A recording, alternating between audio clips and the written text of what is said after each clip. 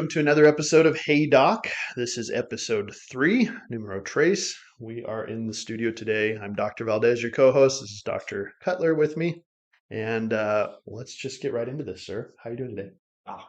Living the dream, surviving the nightmare. Good, good, good.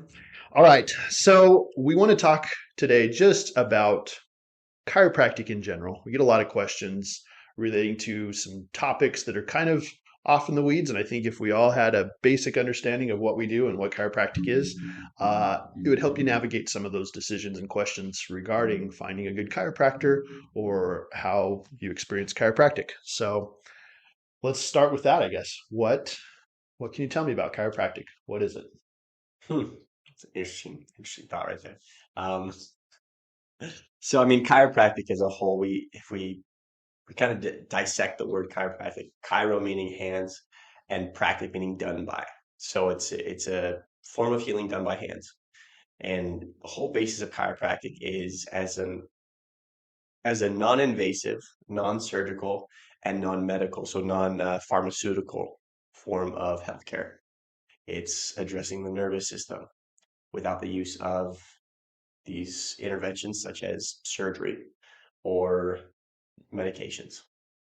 Yeah. And it's the largest drugless, surgeryless healing modality out there as kind of an alternative to medicine. So we talk about alternatives. I think people really lump us in with a lot of the homeopaths and Yeah, the naturopathy stuff. And those are great modalities. I'm a huge fan of all of those. absolutely. And typically, and I think one of the hard things when you come and you mention alternative medicine, a lot of times people with alternative medicine immediately go to things like, I mean, Acupuncture or acupuncture and, well, energy healing, chakras, magnets, all these different things, or testing with where you have someone hold up a certain thing and say, does your body need this? And then test your muscle strength and like AK yeah, stuff or AK type yeah, stuff. yeah, And um, I'm not trying to bash any of those things, but that's not what chiropractic is. yeah. Well, and it's important to understand that we live in a world that worships the scientific method, and medical companies are paying for all the research that's being done because medicine is extremely profitable. And so they always test things against, placebos and pharmaceutical models and things like that. We really don't have a way to test energy healing, Reiki, how effective that is. But you talk to somebody who's been through a session of some modality like that, huge fans. They don't Oh care what the yeah, research says about it. It helped them feel better. And it's not about research, it's about how they individually feel, and then you try and take that case study.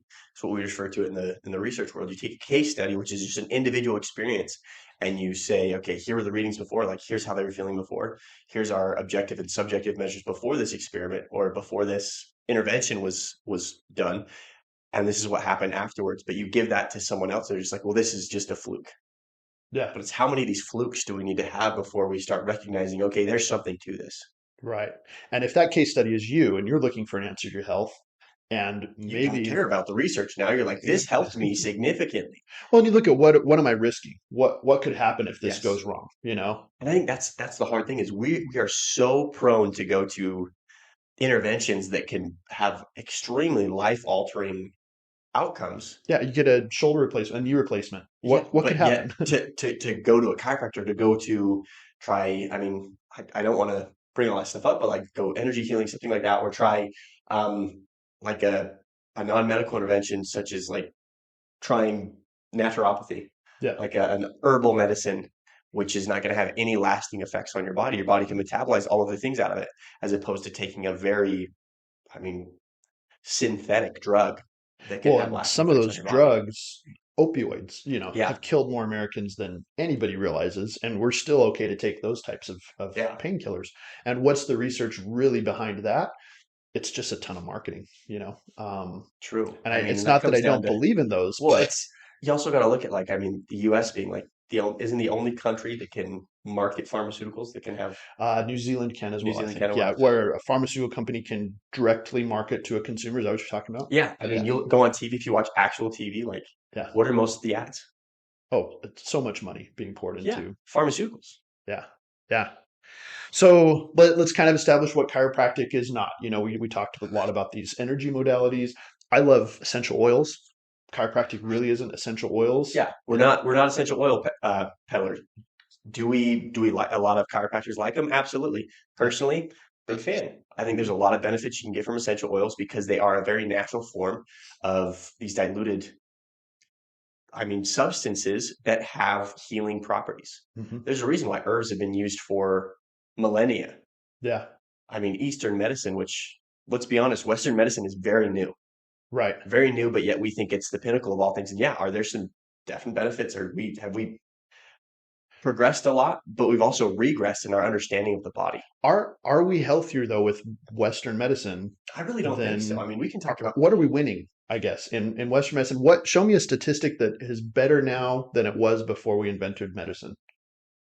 that's a good point. And people might go and they might take and reference like polio or smallpox or all these, the Spanish flu, Hmm. all these different things. Say now, well, we have, surgeries for sure. Now that we have the cleaning and the sterilization of surgical Like instruments. general Yeah, anesthesia. we understand those things, general anesthesia Yeah. and sterilization techniques. Yeah. Those have, Oh, definitely significantly changed things. increased.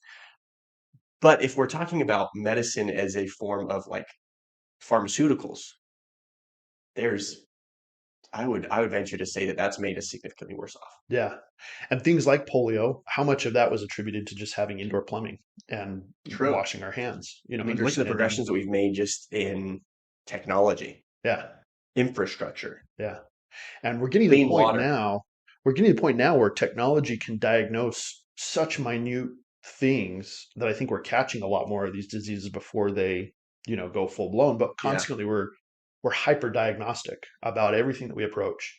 And our answer is a medication that most of which we're still trying to establish how effective they are or how safe they are Yeah. long term.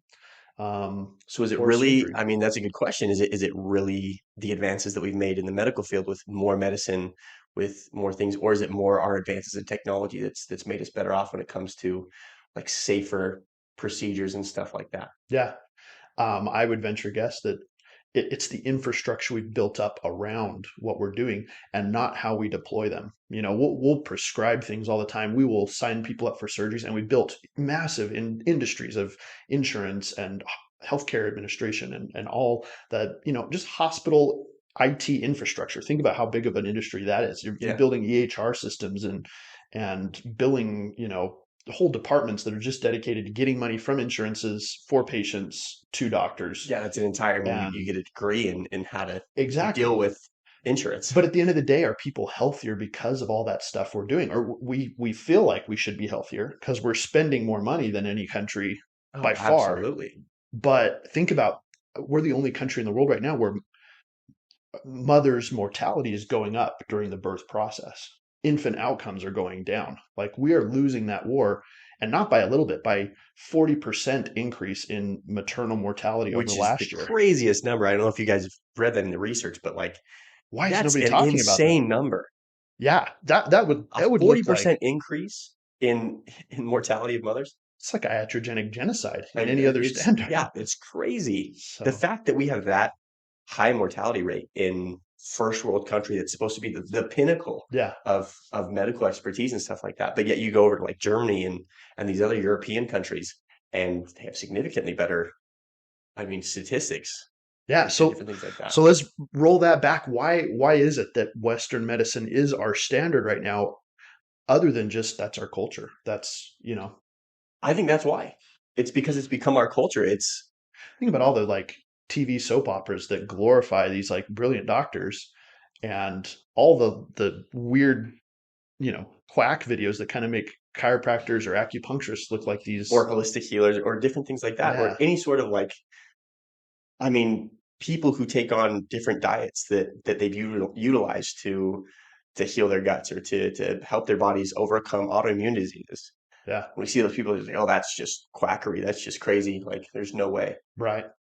But why? Why do we say that? So we have to acknowledge that we're already counterculture, just engaging in these conversations that don't involve our medical model of drugs and surgery first, and then the Hail Mary pass of chiropractic when that fails. Yeah, I think that's the hard thing is that people use alternative medicine not as a alternative medicine is most effective when it's employed in a prevention, Yeah. as a prevention, as a Yeah. preventative medicine, as a preventative measure. But we always use it as it's the last measure we're going to try when we don't realize, like, let's say you go and you have, you get your gallbladder taken out because they say you're having gallstones. Um, when it's like, really what we should have done is we should have addressed that with, hey, here's some herbs that are going to be very non-invasive. Your body's going to be able to process them out. Let's address your diet. Let's address your exercise. Let's take a whole body view of your body, and let's get your nervous system functioning the right way so you're not freaking out all the time, producing excess bile. And Yeah. let's really focus on these different things and take blood panels. And instead of immediately just going, let's just take out your gallbladder. Let's take out this organ that your body has for a reason and just go from there. I think I can summarize all of medical philosophy in the idea that it's either too many parts in your body or not enough chemicals. Because if you think Yeah. about it, somebody comes in, your doctor is going through an algorithm in his head, this differential diagnosis, chain of testing here and checking this and all of that. And they're getting very good and very quick at that. And computers are automating that process. AI is going to be a huge part of diagnostic medicine, I think, in the future. But they're looking to find out if you have too many parts in your body, including a cancer tumor, or you have an extra, oh, God put an appendix in there and it's going to blow up. Like, we better fix that. Let's take that Which out. is that organ has a use. Definitely hasn't. Tell me about that. It's a lymphatic organ. I mean, your body, just like your body has like your spleen. I know we talk about, like, you can get your spleen removed and still be alive, but getting your spleen removed like that produces a lot of red blood cells. I mean, it also helps with lymphatic um, activity in your body. Okay, you gotta think of everything in your body is there for a reason. It has its purpose. And just because we don't understand to the fullness what that purpose is, it's because we don't understand the body that well. We may pretend that we do, but there's a reason why we constantly have new textbooks. And it's apart from just wanting more money from these textbook makers. It's because we're constantly learning new things about the body, how it works, how these things interact. And I mean, I want to know what's your thoughts on the appendix? I mean, it's that little out pouch just at the end of the large intestine. And I think it holds cultures of primordial bacteria that your body needs to repopulate a healthy gut if something happens to it. Say you get amoebic dysentery, or heaven forbid you have to go on antibiotics and it just kills everything that's in your gut. That appendix is kind of like a little bomb shelter for those bugs, the Right. healthy bugs, to come out and repopulate that with a culture that your body is going to protect its own immune system by reinforcing that gut back, that I think barrier. that's a, So I mean, yeah, we've talked about this before, but yeah. I think that's, I mean, the perfect example of what it could be. Because honestly, I mean, the fact that we just take out something so willy-nilly and say, Or tonsils. I just read the coolest thing about tonsils the other yes, day. I mean, it's very similar to an appendix. We're just like, oh, Yeah. well, you don't need it. Yes, you do. It's there Huge for a part of the reason. immune system, right? Yeah. And it's almost like, if you want to think about, the tonsils are kind of like border patrol for your respiratory system, for your throat, your esophagus and stuff. And so those organs there, everything that you eat or taste or even the air that you breathe is laden with these microbes, and that goes into your tonsils. And right there, there's specialized cells that are going to take apart whatever it catches in there, build defenses for your body. And if you take out tonsils, it's like wiping out the border of your body. Basically, you don't Yeah. have that going on now. So, but we're so quick to just cut those out. Those are extra organs. We don't need them. Yeah. And Um, that's, I mean, it's crazy. And I kind of want to reference one of my favorite podcasts that I've heard. Russell Brand and Joe Rogan. They talked a little bit about this medical model, and we talked about why is Western medicine so big. And I mean, looking at the U.S., I mean, amazing place, built on capitalism, but it was originally built on true capitalism. The problem with medicine is it's a very big medicine is it's economy proof because mhm. we're always going to have a need for it. What happened is with true capitalism, it's about solving a problem. You're pretty much working yourself out of business. And that's what it should be. Find a solution for a problem, put that solution out there, fix the problem. Don't create dependency on that. And then you have to, and that's why we have continued progression in culture, is because we're having to solve all these problems because we're working ourselves out of work. We solve a problem, we create a solution, it's gone. And then we have to do something else. We have to create another solution for another problem because there's always going to be more problems that arise. And that's what capitalism is supposed to be. It's about fixing problems, working yourself out of work so we can continue this progression of society. But I think in the US we've gotten into this model of corporatalism or whatever you want to call it. Crony Corporatism. Yeah, there capitalism. you go. Yeah. Where it's about finding a problem, creating a solution it's a solution for a moment, but it creates a dependency on that solution. You become dependent completely on that solution. And I feel like that's where medicine has become, is it's and I've talked to many friends. I have a lot of different friends in different schools, going to different, I mean, pharmacy, medical school, DO school, all these different things, PT school, and talking with one of my friends, we talked about like what would happen if you had a patient that came in and had like high blood pressure or something like that. He said, well, these are the medications that I put them on. And I'd say, okay, well, how long are they gonna be on those medications? Well, probably for the rest of their lives. Why? Why should they be on a medication for the rest of their lives? What are the things that we could do? Aren't medications supposed to be an intervention for a part-time to help fix a problem? Like, why are we treating this problem? That's high blood pressure is not a lasting problem if you address the actual problem. Yeah. So why aren't we addressing the problem as opposed to saying, hey, you're just going to be on this medication for the rest of your life? Yeah. Or, hey, this is just a lifetime thing. Take this pill for the rest of your life. Yeah. Man. Well, and you look at some of those um, the big industry tycoons of the early 1900s, people like Rockefeller and Carnegie. Those guys understood Oh, exactly what you were super talking about. interesting. Definitely listen to this right here. He was Yeah. telling me about this earlier. So, and this is a crazy tangent. I still need to go down this rabbit hole a little further, but those guys, they understood what you were talking about, that medicine is an economy proof, source of endless income, basically. Because when you're talking about economy, there's inflexible goods, right? Where there's things that you would do anything to get. And if you're on blood pressure medication and you don't have that, and that's what you need to stay alive, well, guess what? Everything else doesn't really matter until you get that to keep you alive. Yeah. And so they understood that, and the power that would be if they could turn that into a lifelong customer that had to depend on that drug. And so Rockefeller commissioned a study in 1901. Well, he started what was it called? The Rockefeller Medical Research Institute.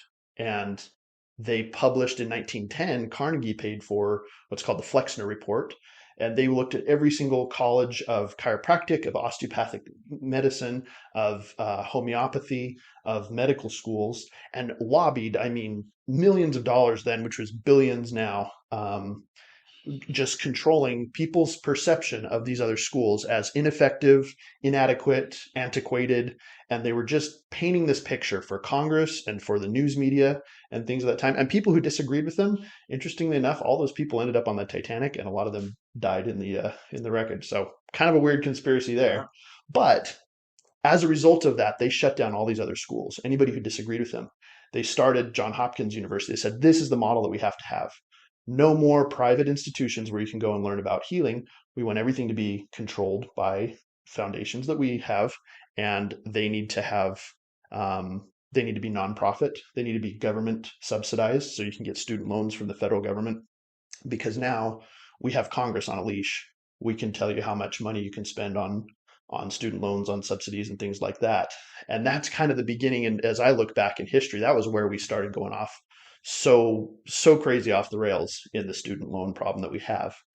And then the medical schools, it was really easy for these American Medical Association and all these pharmaceutical companies to come in and say, here's how you get your patient better, prescribe this product that we have. And then that product line just changes all the time. Yeah. And I think medical doctors now that kind of poo-poo chiropractic, they set up these straw man arguments of like, oh, well, chiropractors, they believe in this innate intelligence, which is, like a cult. It's like a religion. They reference all these different things. They take, oh, well, this chiropractor did this, so this is how all chiropractors practice. Right. And they say, well, this has absolutely no scientific basis for it. And what they're doing is they're using their modern technology now to reference how things were in the 1800s. Yeah. Doctors back then, we didn't have the scientific method. We didn't have pharmaceutical or research. Let's look at like medical practices back in the 1800s, leeching and stuff like that. Yeah. It's like, oh, you know what? Your blood has ghosts in it. I think you need to do cocaine about it. Here you go. And then they'd leave. And it's like, that was quackery, if you want to talk about that. Uh-huh. But that was medicine at the time. That's their legacy. That's their heritage. And they want to distance themselves as much as they can from that in time, while still holding chiropractors to our belief in the 1800s, which our legacy is, hey, the body is a self-healing, self-organizing, self-rep, Yeah. it is totally contained. God didn't mess up when he made it. Let's just get out of its way and see what it can do. Yeah. And I mean, even to take it away from like religion and God per se, Yeah. just the power that made the body, whatever that power is the power that heals the body. Yeah. Like we don't know what signals our body. Yeah, we can come down to chemicals and chemical signaling pathways and different things like that. How what that direction is that causes our body to start healing. We can understand those pathways. We can research and see those pathways. Yeah. But how does your body know how to organize everything? Yeah, there's genes. How does your body know how to do that? There is something that created your body that is also the same power that heals it, whether you want to call it innate intelligence. Your body has this innate intelligence within it, whether you want to call that a soul or energy or whatever you want to call it. There is something there. Yeah. Okay. I'm pretty sure we can all agree with that. And you can do that without invoking religion or God. And Yes. so chiropractic isn't a religion. It's not a cult you have to believe in order for Yeah. it to work. And I think a lot of people I get think off on that that. becomes a hard thing as people start equating chiropractic with a religion that I have to be like rah rah on this religion. It's like, hey, no, like we're just taking into account all of this, the belief that there's so much we don't understand about the body, but the body is a whole organ that works together to try and optimize its health, to try and optimize the expression of itself. Yeah. I love that idea. And as a chiropractor, I work with that innate intelligence, is what we call it in our philosophy.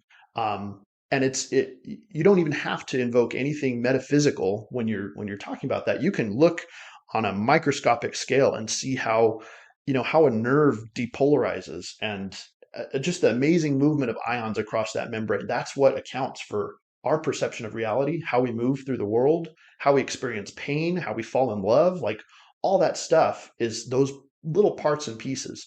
But when you look at it as a whole, man, there's so much there that we can treat and optimize as a chiropractor, as long as I am getting out of the way of that body and optimizing and keeping that interference as low as we possibly can, that communication open. So yeah, that approach is called salutogenesis, and that's kind of what chiropractic embraces. Saluto means health, Yeah, the study of health. I mean, Yeah. believing that the body is, or that health is, it's about being healthy. It's taking that view of health as opposed to pathogenesis, Yeah. right? And explain that a little bit. Yeah. And so medicine is very good at finding things that are wrong and setting out to fix that. And chiropractors, we start from a position, an assumption of health and balance, or homeostasis.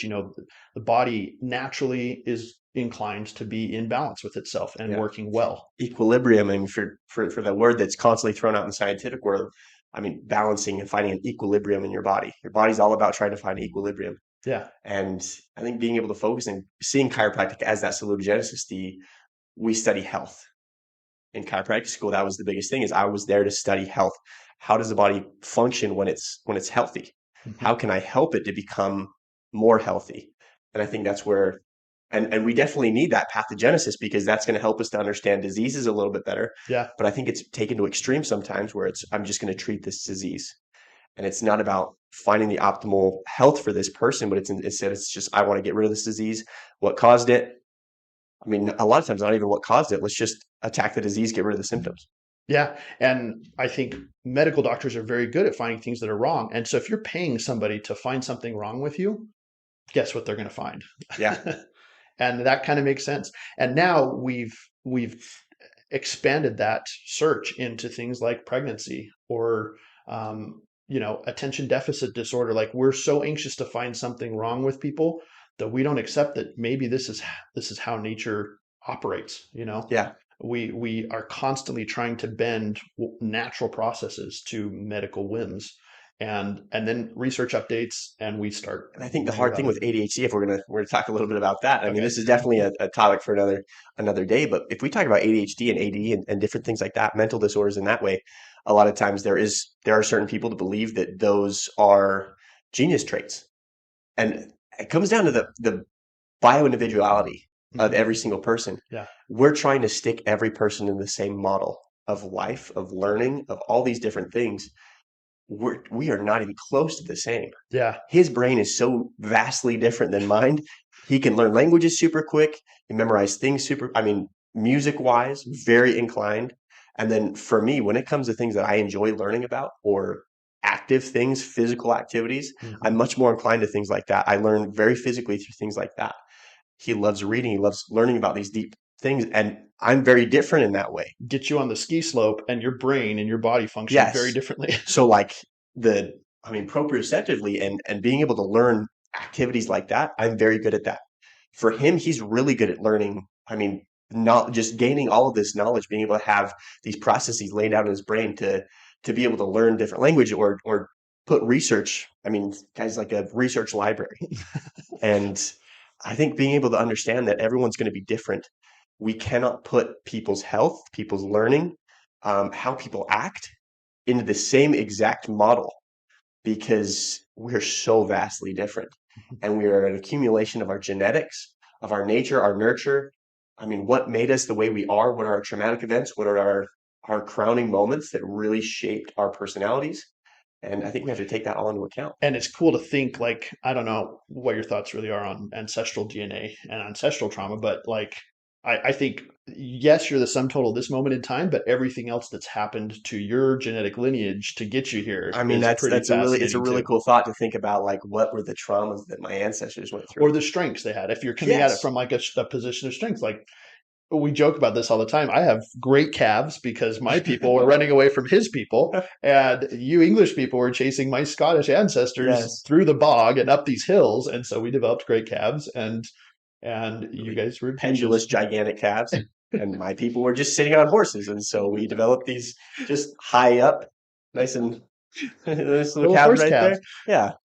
So So embracing all of that within the chiropractic philosophy is very easy to do because we're accepting that there is bioindividuality, and one adjustment is not going to be right for all people all the time.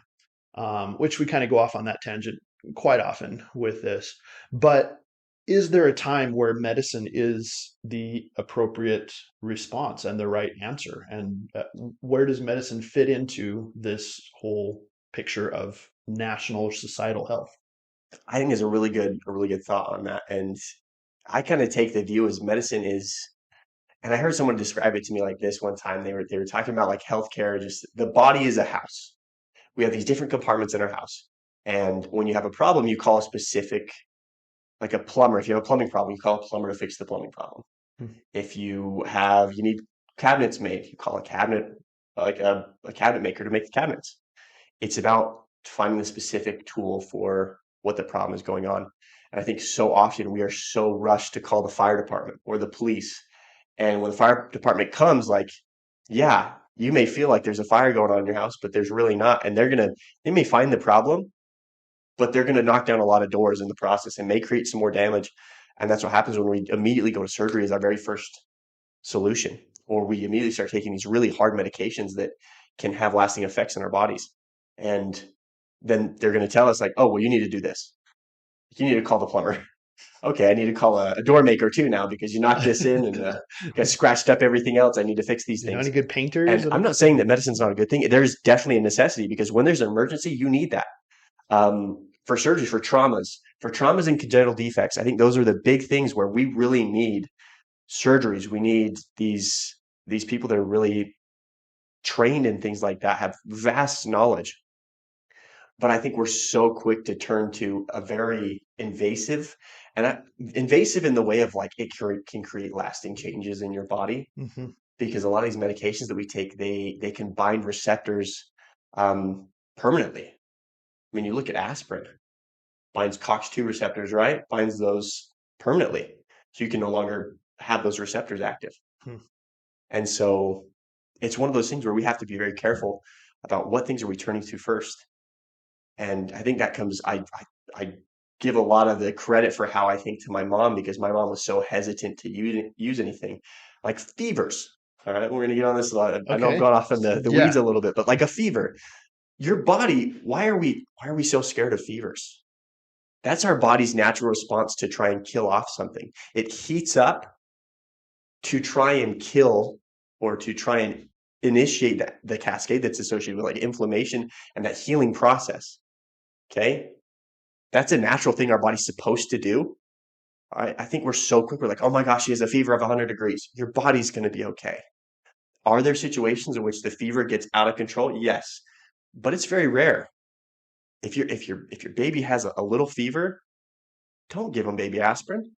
Well, and even if they have a big fever, and one of the scariest things to see is a febrile seizure in a newborn or Yeah, a child. It looks horrible, but when you understand seizure activity, those ones are more benign. They don't. It's actually the brain's way of releasing these, shutting down the pyogenic creation of the fever. yeah. So it seizes to protect itself and to tell the body, okay, stop making a fever. We're going to let the threat pass, or we already beat the pathogen, or whatever it is. I mean, if you ever had a fever break, as soon Yeah, as the fever breaks, you feel so much better. yeah, You just sweat profusely. All these toxins, all these different things come yeah. out because your body's like, okay, And it's funny because that's what we chase when we're in the sauna. We want to get yes, those heat shock proteins going, and all of that, the benefit of that, without having like salmonella or something. yes, So we yeah. we Without having a recreate double a dragon. little, yeah, we recreate a little fever every time we go into sauna. Yeah, And there's benefits the other way with cold, which is hilarious because we will wrap ourselves up in blankets, and walk around the house, and then we'll go do a cold plunge, and because it's healthy for us. It's like, well, your body's actually pretty good at meeting those yeah, two extremes a lot better than we give it credit for sometimes. And I think that's why we get such a dopamine hit from those types of things, because it's very primitive. It's what our ancestors did to stay healthy. So yeah, our body wants to reward us for things that shake up the status quo, give it a chance to adapt. yeah. I mean, we have to think about it is just recently that we've become so accustomed to comfort. All this amount of comfort that we have, this very easy lives Food variety. in terms of environment. Yeah. Like Yeah. mentally, that part of our lives has definitely become more stressful than they had to worry about thousands of years ago, even 100 years ago, whatever it was. Like then they just had to worry about go to work, come back. They Mhm. didn't have to worry about everything else that was just really stressful. I mean, all the social media stuff like that really just played in and attacks your brain. But their body experienced a lot more of the environmental stress. And so that's how we adapted. That's how we developed. That's how our genetics, that's how our evolutionarily, that's how our bodies have gotten to this point is by that environmental stimulus and these extremes. And that's why we're so good at it. But now that we've taken our bodies out of the fight. Yeah. And it's kind of that like saying of like hard men create good times Yeah. or like easy times. Easy times create soft men. Weak men. Yeah, weak men create hard times. Yeah. And it's same kind of thing with our bodies. Hard times create healthy bodies. Yeah. That's why we go to the gym. Yes. That's why we maybe pass on the cheesecake, like Yeah. you keep Make up this. decisions that are hard. Yeah. That also, interestingly enough, that increases testosterone levels in Yeah. guys and girls. That's what makes effort feel good to us and Yes. rewards you That's a more. super cool concept. And you can look Yeah. at like Alex Huberman, he talks a lot about that, how people with higher testosterone levels tend to like exercise more because they chase pain. Because pain feels good. It releases this Endorphin it's rush, yeah, the it feels runner's good high to or them. And whatever. so like when someone's in the gym and they're really going hard and you're just like, okay, there's something inside that and they say, I love this. I love this pain that I feel. Okay, your body is really maximizing its potential right now. Yeah.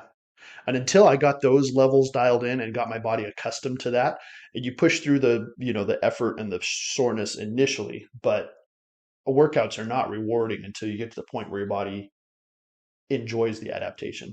Yeah. So being a healthy person doesn't mean that you have no struggles, that there's nothing for you to adapt Being to. a healthy person means that you have struggles, but you're well adapted. Yeah. And that I think there's a parallel there with well adjusted. And I love that we use the word the adjustment. When we adjust someone in chiropractic, it's about helping them to adapt. I think Hmm. adjusting someone is all about helping with adaptation. Yeah. I want your nervous system to be ready and able to adapt because we talked about, I don't know if we talked about this, it may have been a different time, but the plastic nature of the nervous system Hmm. is that it is very highly adaptable. All right, we can create new patterns very quickly. It's about And that's why chiropractic is so useful, and attending the nervous system and focusing on the nervous system, allowing it to adapt and be ready to adapt to these different struggles, because we need struggles in our lives to continue to grow, because there's no growth in a comfort zone and there's no comfort in a growing zone. Hmm. And comfort zones are what are killing most people nowadays. Yes.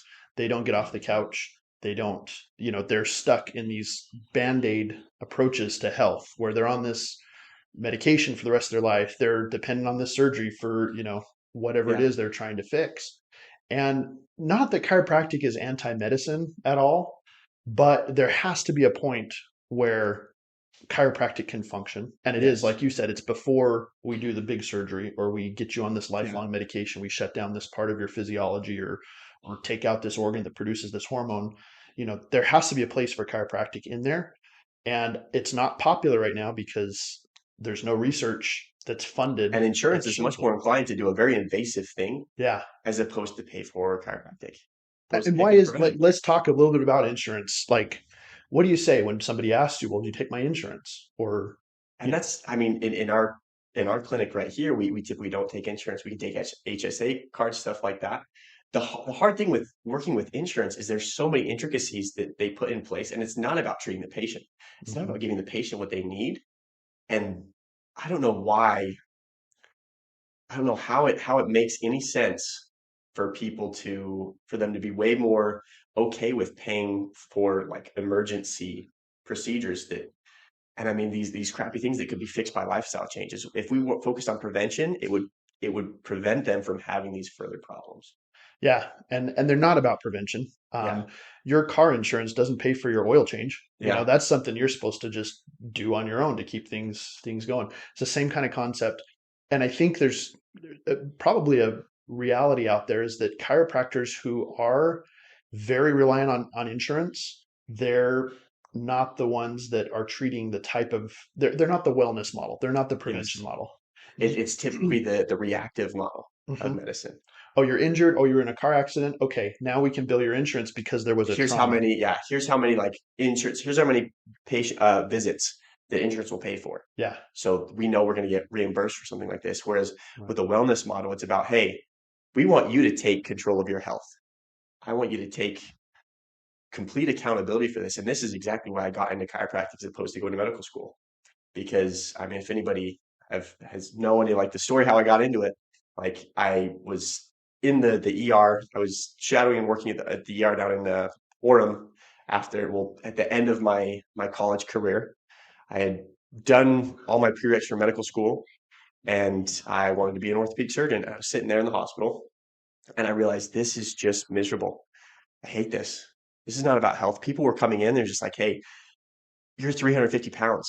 Here's, I mean, give them a high blood pressure medication or say, hey, how's your diabetes doing? It's like, guys, there's a disconnect. Why are we not talking about health? Why are we not saying, hey, what have you done for your diet? What are you doing for this? Let's understand the underlying problem. You should be your own doctor. You should know more about your health and have more responsibility over your health than anybody else. You're responsible for that. And I think personal responsibility is really something that we lack in this society, in this culture, and especially in healthcare.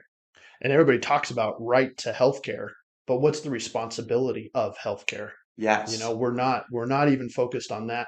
And I always like to use the parallel with a lot of my patients. I say, you're the CEO of your health. I'm just the independent contractor you hired to come and tell you what's going on with your nervous system. So here's what I found. Here's what my recommendations are. Now you tell me what we want to do because you're still running this company. This Yeah. is your health responsibility. I'm not you're not going to outsource all these decisions to me or your medical doctor because nobody cares about your health like you should. Yeah. If the adjustment is just something you do to feel good about, to be able to move through the day without addressing the underlying issue, and you're not using it to increase adaptation, you're really not using it at all. Yeah. Chiropractic, you're literally just swapping out an Excedrin for a pop in your knee that's going to help. Yes. And I have patients all the time that are not interested in pursuing any other aspect of their health. They just want me to make the joint pain go away. And I'm like, man, if you lost 100 pounds, you would feel amazing. This knee wouldn't need to be replaced. Yeah. Well, I'm just going to wait until it gets bad enough that they'll do the replacement. And then they come back, well, I'm way too much. They can't put me under. They can't do the surgery because I'm overweight here. I thought we missed a lot of opportunities along the way to address things that would have contributed to this. And now gastric bypass is the next step so that we can get you underweight so that we can Yeah. now replace those joints that have been under so much strain. And guess what? There's no one person that's responsible for that. It's a lot of healthcare providers and insurance adjusters that nobody's really to blame for that, but everybody is to blame for that. Yeah. And I think the big thing is you're to blame. Yeah. You yourself. Where else does the buck stop? Yes, absolutely. You make the choices. You were the one who chose to do these different things. And I'm going to put him a little bit on the spot right now. And this is kind of more of a, I don't want to say an attack, but a call out of chiropractors right now is if we want to call ourselves doctors, because when I say I'm Dr. Cutler, I'm a chiropractor, like, oh, well, you're not a real doctor. Oh, I absolutely am. I have the education behind me. I have the knowledge, but I also practice what I preach. And I'm able to take into account the health of somebody's body.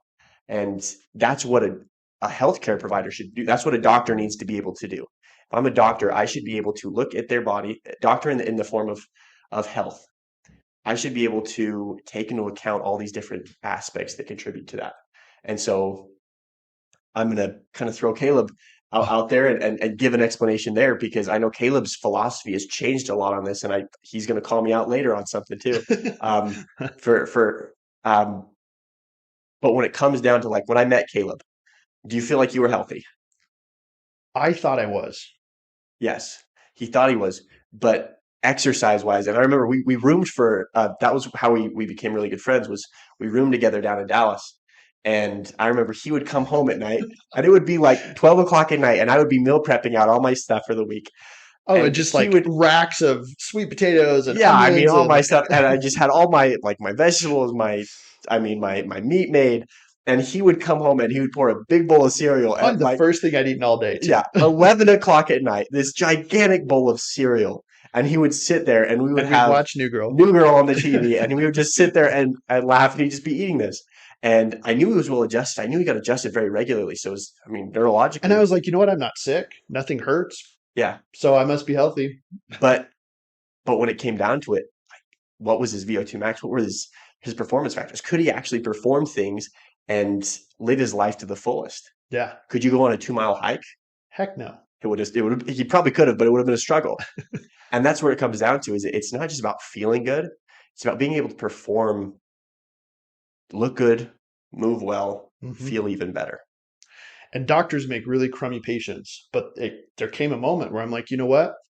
Dr. Cutler is my primary care practitioner now. Like, I'm going to trust him to my health. He's going to take care of my nervous system, but I want him to tell me everything else that's wrong with this. And what do you mean a big bowl of cereal at 11 o'clock at night is bad as the only form of food that I've had that Yeah. day?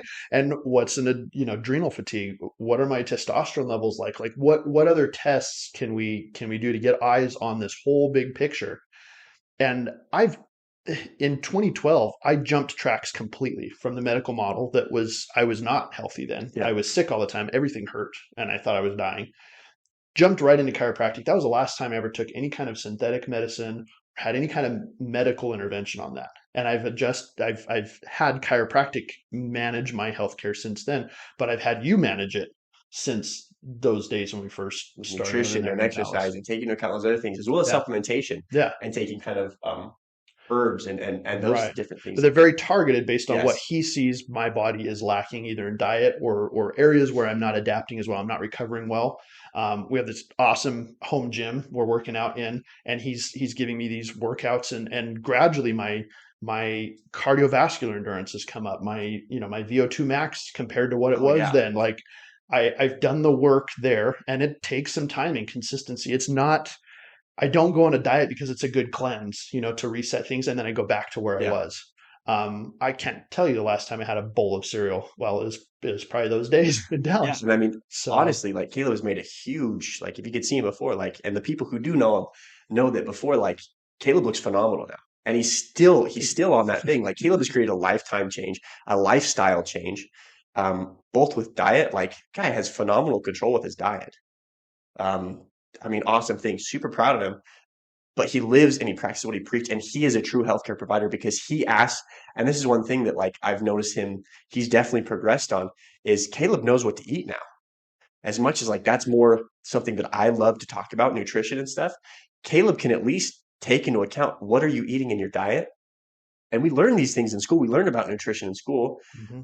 but a lot of times we just throw it by the wayside because, oh, well, I'm not really interested in that. But as chiropractors, if you want to be able to say you're truly a healthcare practitioner, you need to be able to have that in your arsenal, understand the importance of that and how it plays into the body.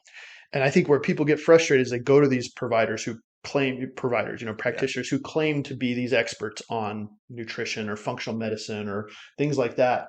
And they've got a bottle of Excedrin in their top drawer, like They just in case they get they a they headache. drink an energy drink every single morning. They got 3 Celsius cans or whatever like that. Or Got to get through the day this way. Look at that person, and if they don't look like they practice what they preach, if they're not eating like they're telling you to eat, if they're not treating themselves or their family like they're treating you, quote unquote, that hypocrisy really, it's palpable. You can feel it when you walk in a yeah, room.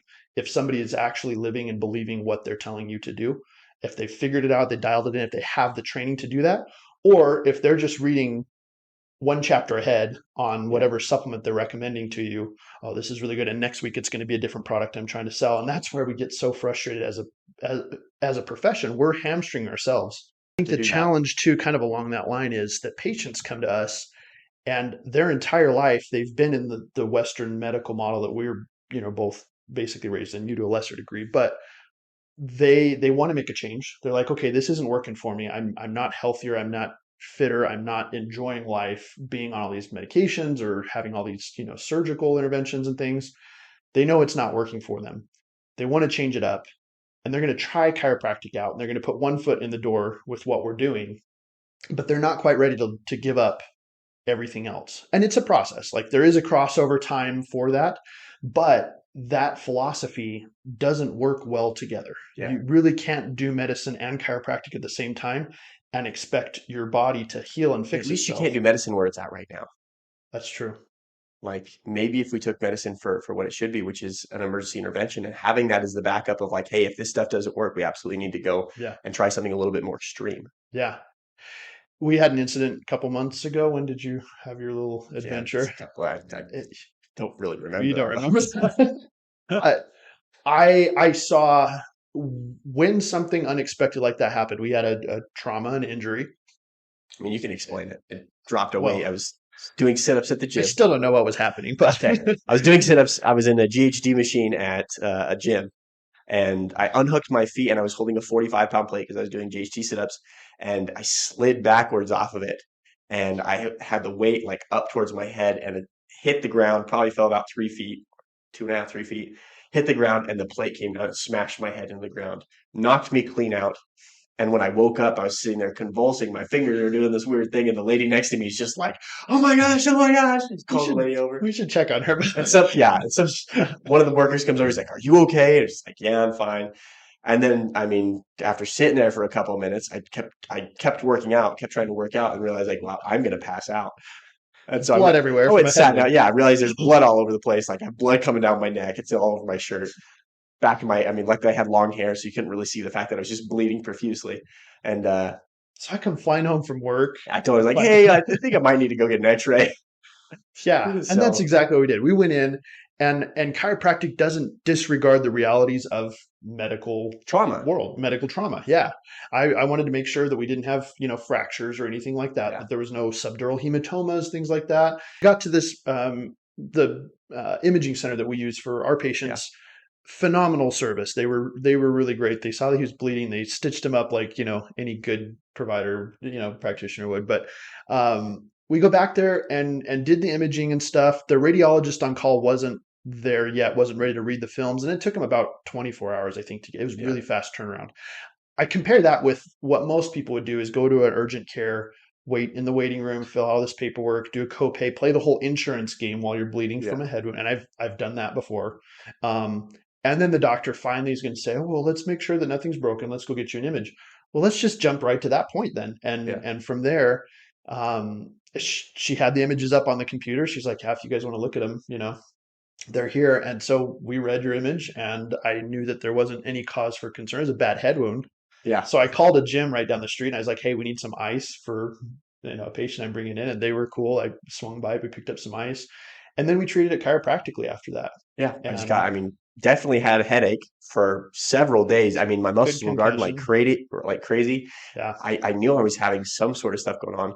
And I mean, as much as like it would have been great to take like ibuprofen or Tylenol just to deal with pain like that, it's like when it came down to it, I didn't want to have to deal with that stuff in my body. I believe a certain way. I was going to practice a certain way. I was going to practice what I preach. And It was miserable. It yeah, sucked I mean, it being was, hurt, being sick. but honestly, like my body adapted very well because of the care that I did have. And it wasn't like, yeah, did it hurt sometimes? Absolutely. But it was, The bed looked like a murder yeah. scene every morning when you wake up. It was like I somebody was got just like the first, decapitated just here. like the first 2 days, it just kept That's on true. oozing. Um, but like it was fine. One of my mentors was diagnosed with cancer really early on, and when the chips are down, you really see what people are made of. And it's like Mike Tyson says, everybody has a plan until they get hit. They get Well, punched in the face. yeah, or a plate falls on your head, and then you see what Bridger's made of if he's gonna, how he responds. And I don't judge anybody how they respond because pain thresholds are so different. But Pain, let's talk about Dr. Shred. yeah. So he responds to this cancer diagnosis like any chiropractor would, and Any and chiropractor should. should a true chiropractor, I guess, Yes. yeah, and does everything that he needs to. And ever since then, I mean, it was a grim prognosis. Yeah. He was really down and out, but turned it around. And ever since then, he's been taking preventative measures after that because he knows that that is a Got risk. rid of it completely. Yeah, and hopefully we never have to cross that drug and surgery line, barring Yeah. discovering a congenital defect or facing a huge trauma. Yeah. And I really believe that's the model that I want to live in. It doesn't pay as much money to insurance companies and We're not hospitals, treating, but I'm not focused on pain. yeah, We're not focused on pain. We're focused on trying to get people well. yeah. And I think if that is our approach and that's our foundation philosophy, it's a much better model with that. So cool, good thoughts, man. I don't know if there's anywhere else we really I mean, this have is to go with all that. really That good. was phenomenal. Hopefully, you guys gleaned some good stuff from it. If nothing else, I want you to understand kind of where chiropractic is coming from as a profession. That way, you can make those decisions through that filter as you decide who you're going to trust your health with and what their aim is, because it's a very different model from the Western medicine that we've all been raised in. Yeah. And I mean, just to kind of give like a basic outline of this, chiropractic is not essential oils. It's not, I mean, homeopathy. It's not naturopathy. It's not magnet healing. It's not energy healing. It's not AK. Is it inclined to include certain things like that and those alternatives because they're less invasive? Because there are positive benefits that people have found in those different things. Absolutely. Typically, yes. That's typical what's associated with chiropractic, but chiropractic is focused on the body as a whole. What things can I do for the body as a whole? Adjust that person when it comes to providing education for physical therapy and stuff like that, and physiotherapy, how the body moves. We should be able to understand that your chiropractor should have a good knowledge of that, give you exercises, tell you about those different recommendations they have to help you to be, I mean, preventative, but also to come back from injuries. That's part of chiropractic, being able to have that understanding of biomechanics and healing in the processes and strengthening those different things. Really is very, very vital and very pivotal to what we do.